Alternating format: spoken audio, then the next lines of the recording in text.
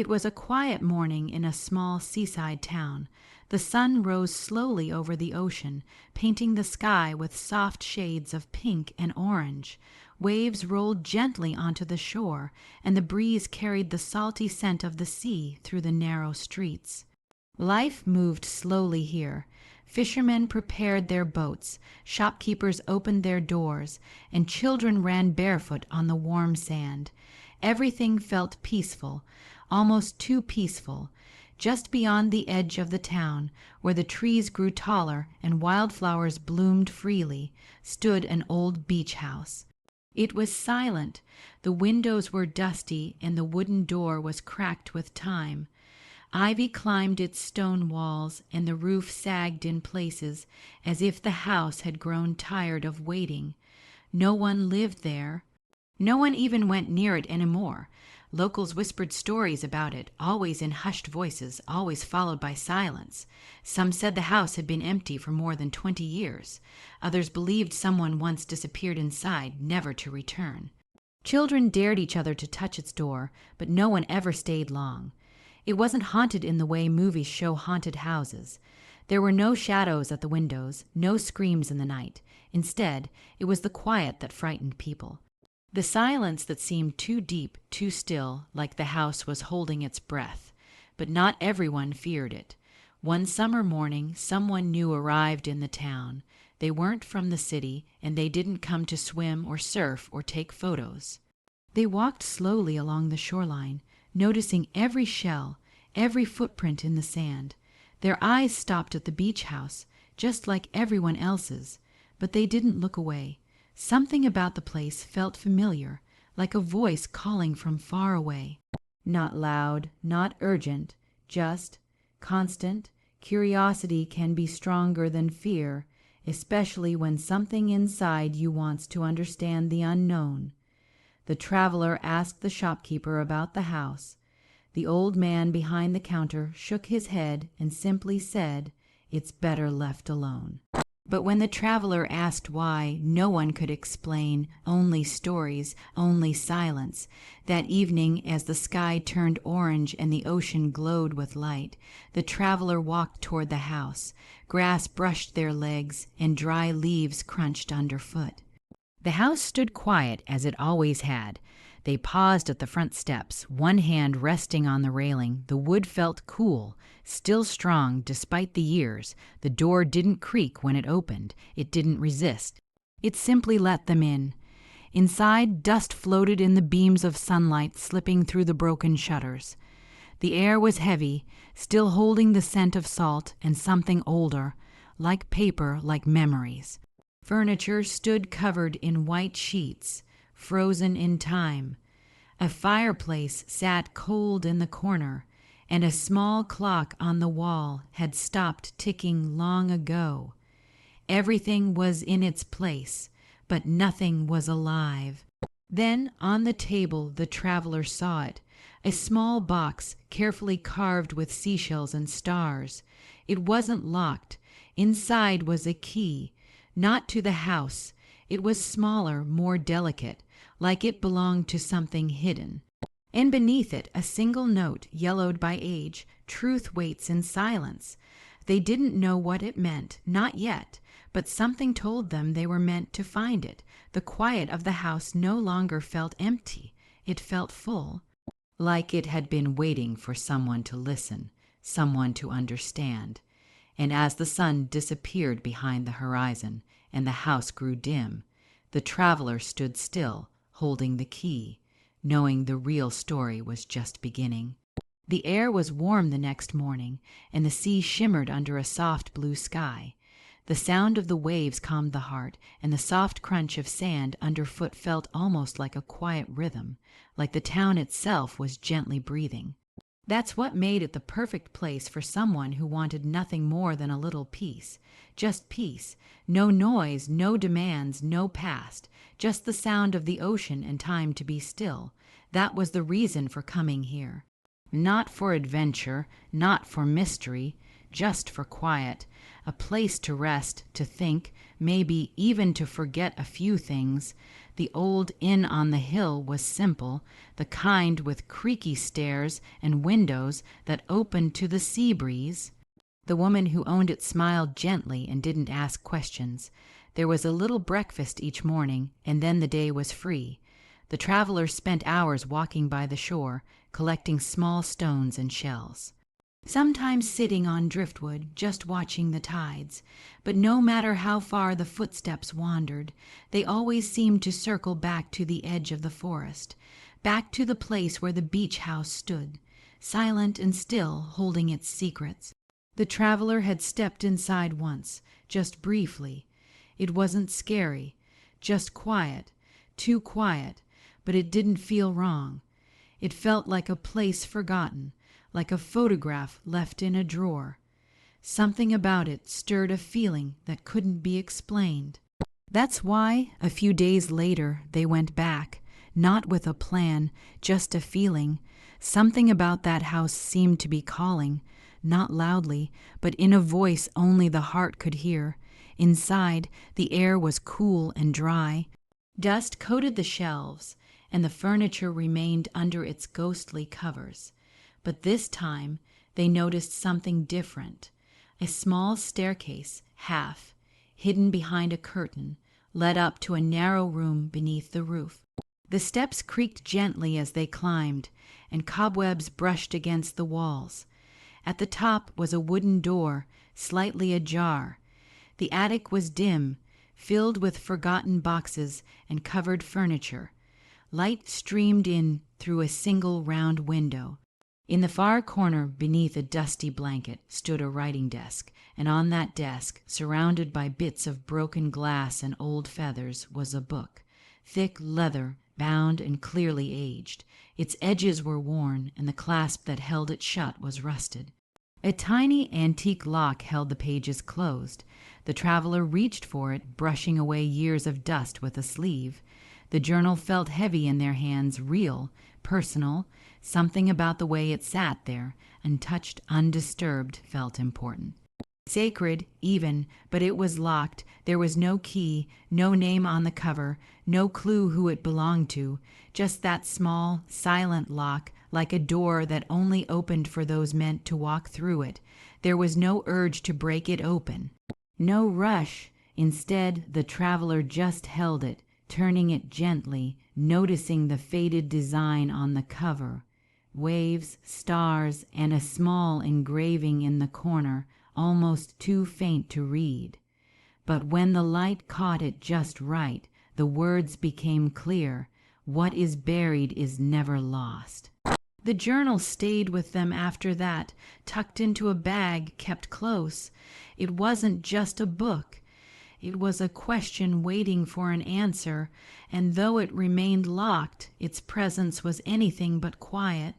Each night they would place it by the window, hoping for a sign. Each day they returned to the house, searching for something they couldn't name. Peace had brought them here, but what they found wasn't just peace. It was purpose, a sense that something was waiting beneath the dust and silence, just waiting to be seen. And the moment that journal was touched, the story began to stir. The days passed slowly in the seaside town, and I began to feel the rhythm of the place settle into my bones. Each morning started with a quiet walk along the beach, the sea stretching wide and endless before me. The house still stood there, silent and steady at the edge of the sand, but something had shifted since I first stepped inside. It no longer felt like just a forgotten building. It felt like a beginning, but as the sun slipped below the horizon each evening, a different kind of feeling began to settle in. The air would grow colder, sharper, and the sound of the sea would deepen. It wasn't frightening exactly, but there was a weight to the nights I couldn't explain. That's when the noises began. The first time I heard it, I thought it was the wind. A soft creaking sound, distant and slow, like wood moving under pressure. But there was no storm. The trees outside were still.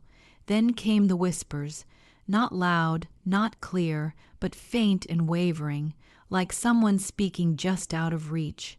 I sat up in bed, heart beating faster, straining to understand. But each time, the voices faded the moment I tried to listen. The following night, it happened again. This time I was ready. I left the window open slightly, hoping to catch the direction of the sound. The ocean breeze slipped in, carrying with it the scent of salt and something else, something older, like damp stone or buried earth. The whispers came once more, slow and broken, weaving through the night like threads of memory.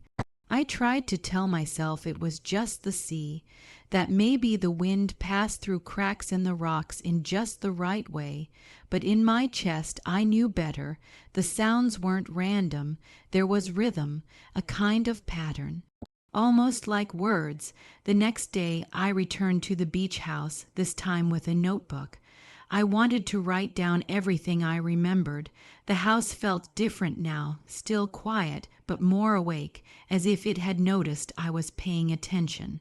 I walked slowly through each room, listening carefully. The floors groaned underfoot. The windows rattled slightly, even though the breeze outside was calm. In the small room near the back, the one with the broken mirror and faded curtains, I found something new. A small, water-damaged scrap of paper tucked behind a loose board. It was barely legible, but I could make out a few words. Follow the sound. It was enough to send a chill down my spine. Was someone trying to leave a message? Was I meant to find it? I folded the paper carefully and kept it in my notebook.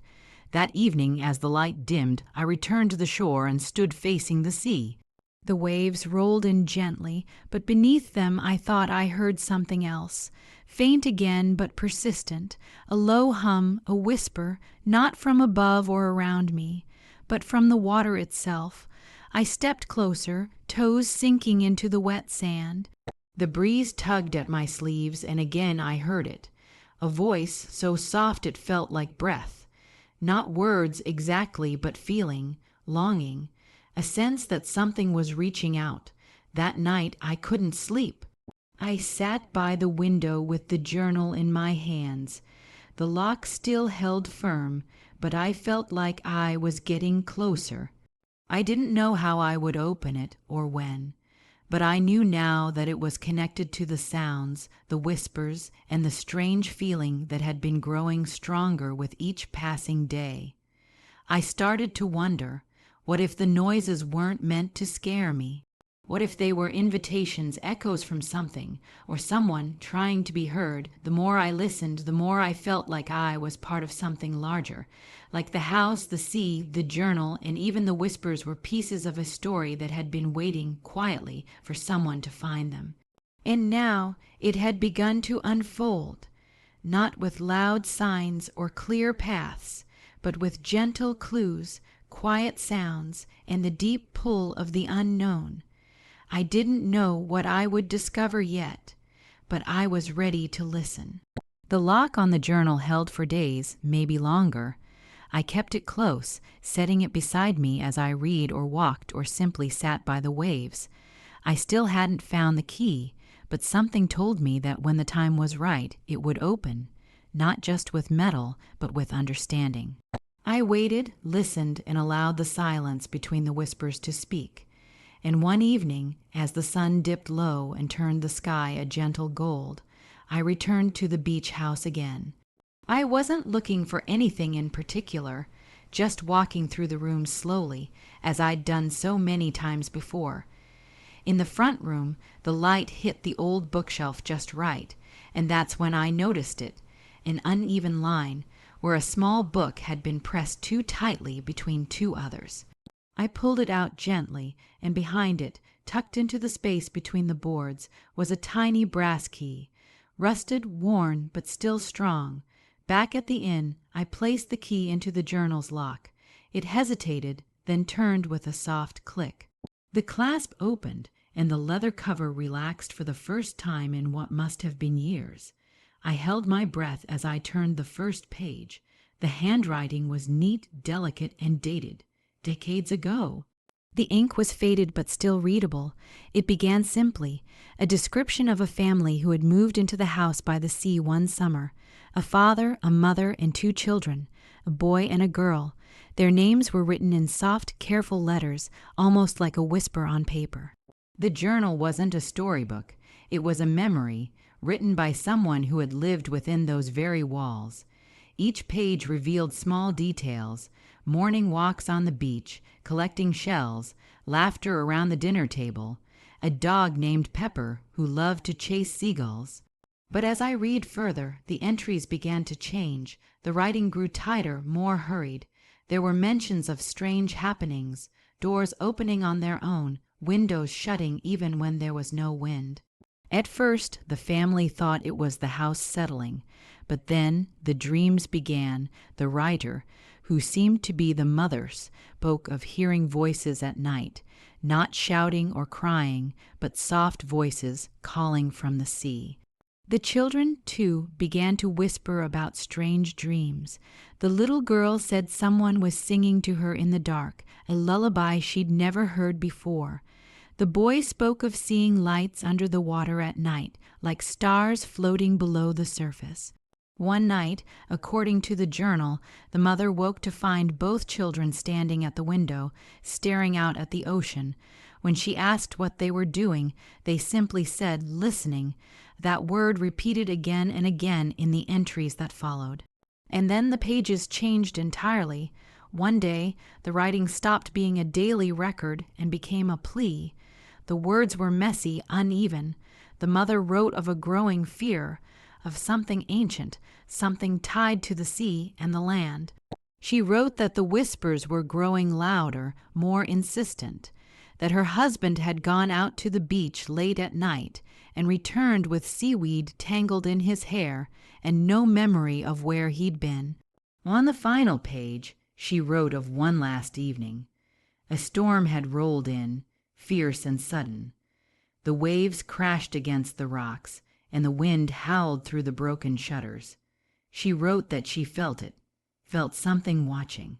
She tried to wake the children, to gather them and leave, but when she went to their room, the beds were empty, the doors were locked, and then silence. The last line was written with trembling strokes. "If anyone finds this, know that the sea does not forget, and neither do they."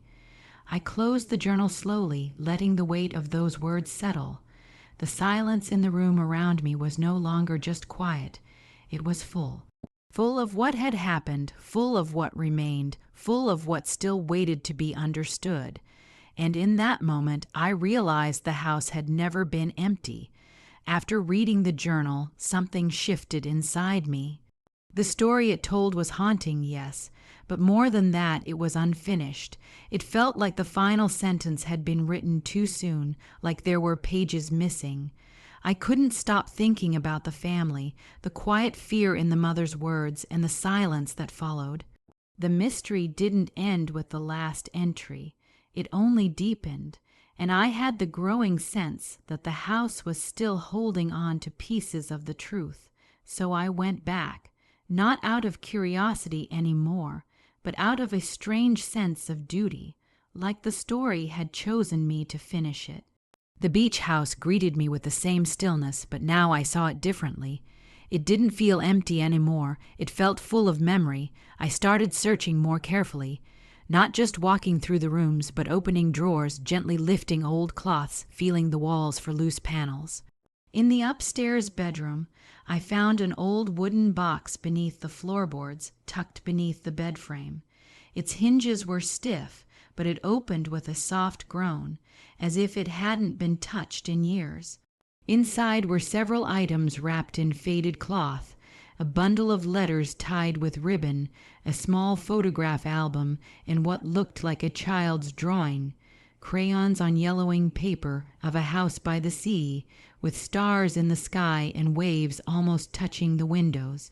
The letters were written in the same delicate handwriting I recognized from the journal. These weren't diary entries. They were personal letters written but never sent. Most were addressed to someone named Elinor, though I couldn't tell who she was. A sister, a friend. The letters spoke of unease, of the feeling that the house was watching, and of a deepening fear that something unseen was slowly reaching into their lives. In one of the last letters, the mother described a dream. She said she saw her daughter walking into the sea hand in hand with a shadow, not a person exactly, just a shape. When she tried to call out, she couldn't speak, and when she finally reached the shoreline, her daughter turned to her and said, "You stopped listening." That line stayed with me. I read it again and again, the letters, the journal. They weren't only trying to describe what happened. They were trying to warn, to explain, maybe even to ask for help. The photograph album revealed even more. Most of the pictures were ordinary family dinners, beach picnics, birthdays.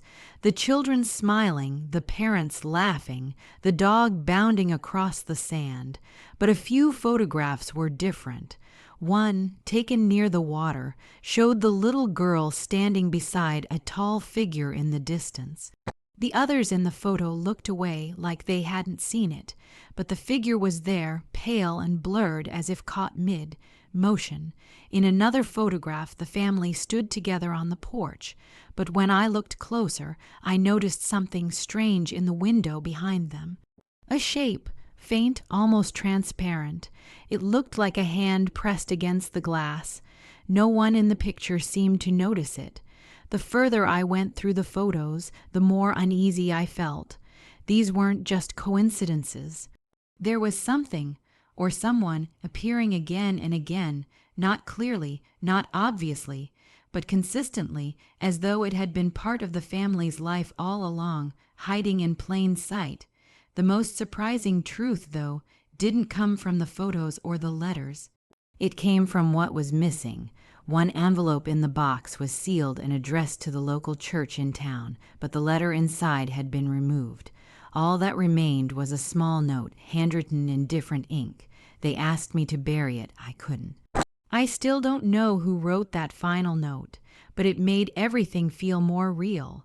This wasn't just about dreams or fears. Someone else had seen it. Someone had been asked to hide the truth, and they couldn't. I sat in the house for hours that day, piecing the clues together like a quiet puzzle. Each photograph, each sentence, each whisper of the past pointed to the same thing. The family hadn't simply vanished. They had been drawn into something deeper, something that had been waiting long before they ever arrived, something that watched and listened and remembered. And suddenly I understood. The house hadn't just wanted to tell a story. It wanted someone to hear it. The days began to blur after I found the last clue. I carried the journal with me everywhere, the photographs, the letters, even the child's drawing. All of it tucked carefully into my bag like pieces of something sacred. The house, once a mystery, now felt like a companion. I still didn't have all the answers, but I could feel something waiting at the end of it all, like the last page of a story that had taken years to be read. One morning, before the sun had fully risen, I returned to the beach. The sky was still gray, the sea gentle and glassy. The town behind me slept in silence. I didn't know why I felt drawn there at that hour, only that I needed to go. The air felt different, not colder, just stiller, like the world had paused for something to happen. I walked along the shore until I reached the familiar spot near the house. The waves came in soft and even. I sat down, pulled the journal out of my bag, and opened it again. Not to read, but to listen. And then I heard it. Not a voice, not a whisper, just presence. That feeling again, the one I couldn't explain. It wasn't haunting or frightening. It was comforting, like something was finally at peace. It was then that I noticed something half, buried in the sand a few feet away. At first, I thought it was driftwood. But as I approached, I saw it was a wooden box, smaller than the one I found in the house, but built in the same style, waterlogged, soft at the edges, yet somehow still intact. I knelt down, brushed the sand from the lid, and gently opened it. Inside was a single folded letter, sealed in wax with no name on it, just a simple shell symbol on the back. I sat on the sand, broke the seal, and unfolded the paper slowly. The handwriting was familiar. It was hers, the mother's, but this letter wasn't filled with fear. It wasn't about warnings or whispers or things unseen. It was quiet, personal, meant for someone, maybe anyone, who had walked the same path through silence and uncertainty. She wrote about how the house had once been filled with love, that before the dreams and the voices it had been their home, not because of the walls or the view, but because of the way they belonged to each other. How they laughed, how they lived, and how, when things began to change, she held on tightly to that feeling, that sense of belonging, of safety, of family. And then she said something I'll never forget. Home is not where you hide from the world. It's where you are truly seen, even by what you don't understand. She wasn't afraid anymore. She wrote that they had been taken, yes, but not in anger, not in cruelty. The sea, the house, the voices, whatever force it was, had simply pulled them closer to something beyond understanding, something old, something knowing, and in the end they weren't lost. They were transformed. Part of the tide, part of the memory, part of the story that would keep whispering until someone chose to hear it. She finished with this: if you are reading this, then you are part of it now. Let the house show you not what to fear, but how to remember. I sat there long after the waves had reached my shoes, long after the sun had started to rise and the light began to warm the sky.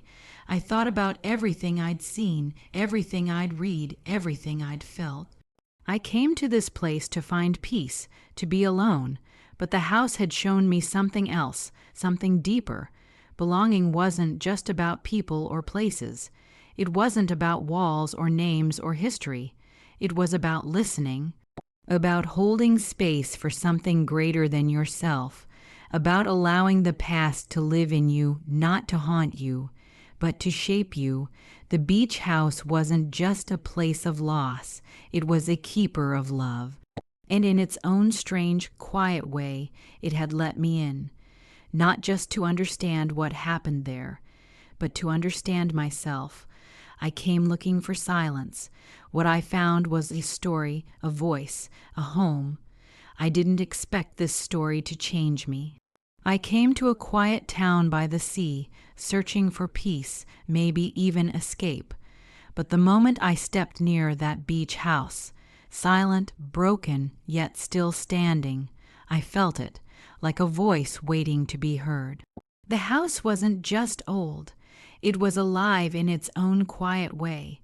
The whispers in the night, the strange echoes from the sea, the forgotten journal left behind, they were all pieces of something bigger, something that had waited years to be remembered. With each step I took, I uncovered more. A family once lived in that house, full of life, laughter, and ordinary joy, but something happened. One summer night, they vanished without a trace, and for so long no one asked why. But the truth never disappeared. It just waited, tucked inside photographs, letters, drawings, fragments of memory, all whispering the same thing: look closer. And when I did, I didn't find fear. I found a message. One that reminded me that home isn't just a place. It's not walls or windows or names on a mailbox. It's being seen, it's listening, it's remembering what came before and carrying it forward, not with sorrow, but with understanding. So if you ever find yourself near that quiet beach with the sea stretching wide in front of you and the wind brushing softly past your shoulders, listen closely. The story is still there, and maybe, just maybe, it's waiting for you too. Thank you for walking this path with me. Until next time, listen, remember, and let the story find you.